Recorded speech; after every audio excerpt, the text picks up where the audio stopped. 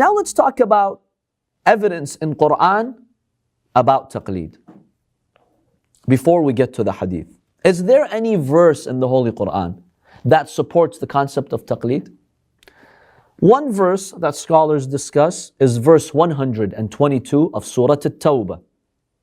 Allah subhanahu wa ta'ala states, Bismillah ar-Rahman ar-Rahim, وَمَا كَانَ الْمُؤْمِنُونَ لِيَنْفِرُوا كَافَّةً فَلَوْلَا نَفَرَ مِنْ كُلِّ فِرْقَةٍ مِّنْهُمْ طَائِفَةٌ لِيَتَفَقَّهُوا فِي الدِّينِ وَلِيُنذِرُوا قَوْمَهُمْ إِذَا رَجَعُوا إِلَيْهِمْ لَعَلَّهُمْ يَحْذَرُونَ.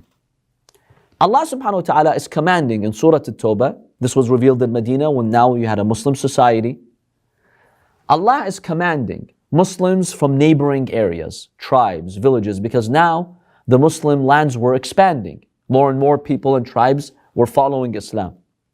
The Quran says it's not possible for all the believers to travel and go and learn. Therefore, what is it that's practical? What's practical, because remember back then there was no satellite TV, internet, even books were not accessible. So if you had 1,000 people living in a village, how do they know about their legal laws, about Islam? The Quran says, well, it's not possible for all of them to migrate to Medina and come and learn. It's not possible. So what's possible?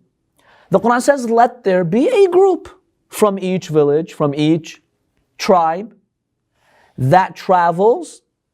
They go, they study Islamic law, religion, يَتَفَقَّهُ فِي الدِّينِ. They get a proper understanding of religion. Then, وَلِيُنذِرُوا قَوْمَهُمْ إِذَا رَجَعُوا إِلَيْهِمْ. Then when they go back to their tribe, they teach their tribe. They warn their tribe about these laws.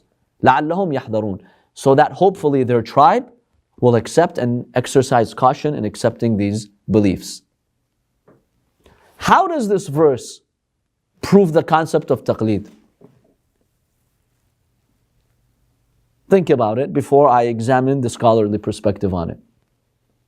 The verse basically says, let there be a group who travels, they go, let's say, to Medina, they learn, they come back and educate their people. How does this prove taqleed? Yes. When they're traveling, they're learning about the religion, they're coming back, having the responsibility, basically like a marja, and then they're going to be in the spot, or the people are going to do taqleed to them, depending on them and being trusting them in terms of learning the religion the correct way. Exactly. That's a very good argument. When the Quran is commanding this group to learn and then teach their people, is the Quran also commanding the people to accept their teachings or no? Because if you say no, what's the result of saying no? Let's say someone says the Quran is saying go learn and then teach your people, but there's no indication in the verse that you have to accept what these scholars are telling you. Someone could make that argument. How would you disqualify that argument? That's the only information they have. Well, what's the point then? If the Quran is saying to these group of people, go and become scholars and then come back to your village and then teach the people, but the people don't have to accept your teachings, then what's the point? It's a given in the verse that when Allah is commanding this group of scholars to come back to their villages and teach their people, that their people accept their religious teachings. Otherwise it's in vain. What's the point of them going?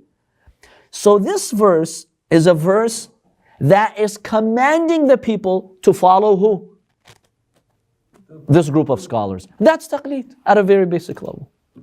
Because these people in that village, they're not meaning the Prophet or the representatives of the prophets, like for example Imam Ali being in his place or someone else that the Prophet appoints. They're not seeing him.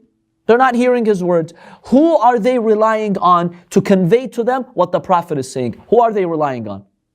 This group of scholars. That's taqleed, where you rely on experts who know the law to tell you what they think the Prophet said. So there is basis for taqleed in the Holy Quran. I mean, when you Not using the word taqleed, obviously. You don't need that word taqleed. Just like people say, I want the word hijab in Quran to believe in hijab. The concept of hijab is clearly mentioned. The boundaries of hijab are mentioned. Now, the spirit of taqleed is found in this verse. Yes, brother. I mean, when you look at as far as all of humanity, whether we're talking about Sunnis, Shias, and all together from that standpoint.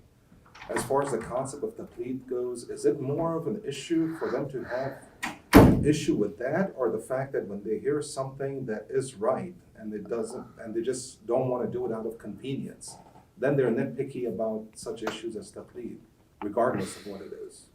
So is it more of a conscience issue of, I know it's right, but it's inconvenient for me. I like just following the easy way. Even the vast majority of Sunnis, they're not exactly following every single path. No, they're not. Absolutely. So whether they try to pose, and those same ones that do not follow, do challenge the Shia side of school. Well, somebody could tell them, are you following the teachings, every teaching of Abu Hanifa out there? Are you even aware of it? So, and even in our side, as far as the Shia school of thought goes, the modern day speakers who are raising issues, it's a matter of convenience when I look at it. It's not so much as, okay, the scholar, the fatwas that they're providing, is it really beneficial to my life if I truly look at it from that perspective or not? I mean, it's just, it's a conscious decision that you can make, analyze it for a few minutes, and then determine what is the right thing to do or not. So I don't know, it's more convenient. Brother, the nature of human beings is to find the convenient route. Right. Because sometimes the other route binds you. You have to act responsibly. You have to commit to a system. You have to impose restrictions on yourselves. People don't like restrictions. So if I do away with this whole system of taqleed, I am free to come up with my own laws. This is halal for me, this is haram. It's easy, it's convenient. And people like convenience. Who doesn't? But that's the test of this life. Allah subhanahu wa ta'ala created us in this life to try us. Not to take a convenient path, but to take that path which Allah wants for us, which is usually a difficult path. It's not convenient. At the time of Imam Hussein alayhi salam, it was very convenient to stay back in Kufa and not go and defend your Imam. Very convenient.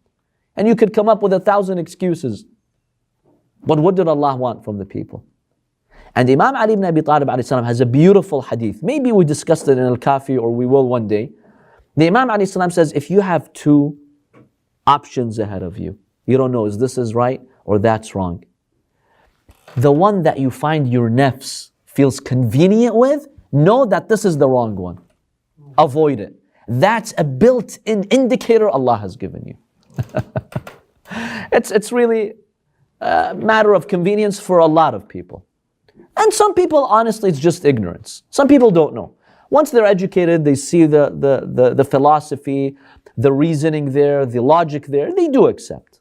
Those who are not stubborn, when they see that, they do accept. It's important to seek that education.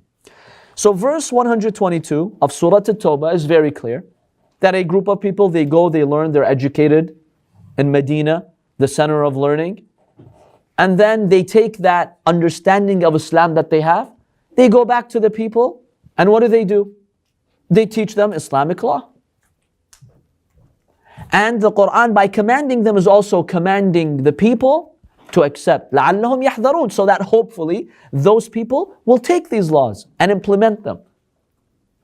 This is the concept of taqleed in Surah At-Tawbah, verse 122. So we have a Quranic basis, the one who says this is invented, it's made up. We mentioned, number one, we have intellectual, logical proofs. We have rational practice. Other schools of thought also have it. And this is a clear verse in the Holy Quran. One other thought about this verse in the Holy Quran. There are some who have translated it in a different way, just to give you that other perspective as well.